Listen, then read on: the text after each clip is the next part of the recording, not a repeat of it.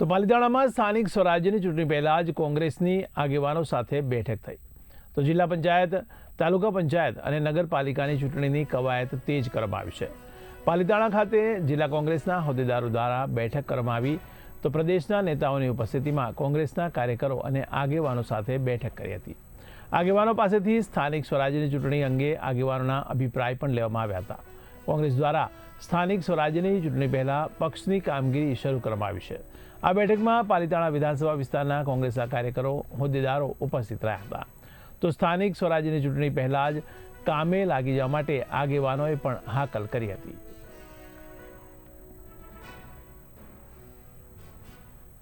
આજે પાલિતાણા ખાતે ગુજરાત પ્રદેશ કોંગ્રેસ સમિતિ આયોજિત ભાવનગર જિલ્લા કોંગ્રેસ સમિતિ મારફત પાલિતાણા તાલુકો, શહેર અને જિલ્લાના આગેવાનોની એક મિટિંગનું આયોજન કરવામાં આવ્યું છે. મિટિંગની અંદર આજે તમામ કોંગ્રેસ પક્ષના કાર્યકર્તાઓનો આવનારી તાલુકા પંચાયત, જિલ્લા પંચાયત અને નગરપાલિકાઓની ચૂંટણીઓ જ્યારે આવી રહી છે ત્યારે એક એક કાર્યકર્તાનો અભિપ્રાય લેવા માટે આજની આ મિટિંગનું આયોજન કરવામાં આવ્યું છે કે આવનારી તાલુકા પંચાયત ને જિલ્લા પંચાયત ને નગરપાલિકાઓ કોંગ્રેસ પક્ષ કેવી રીતે જીતી શકે તેમનું આયોજન કરવા માટેની આજની આ મિટિંગ બોલાવવામાં આવી છે.